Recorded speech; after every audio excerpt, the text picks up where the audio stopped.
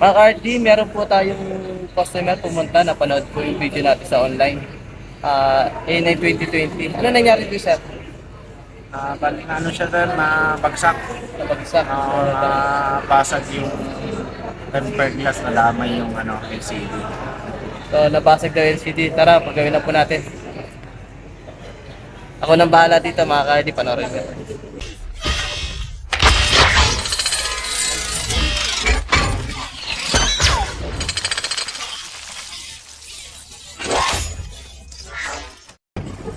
Mga RD, natapos ko na po yung unit niya A9. Anong masabi natin, sir? Okay, maraming salamat at nagawa na ng paraan ni Sir. May free tempered pa to pagbalik ni sir. Binigay lang na. Babalik tayo. So, binirecognize siya ng tempered, mga RD. Sa mga gusto pong magpapadala po ulit sa RD Telecom po. May number naman po ako sa video. So, thumbs up. Thank you.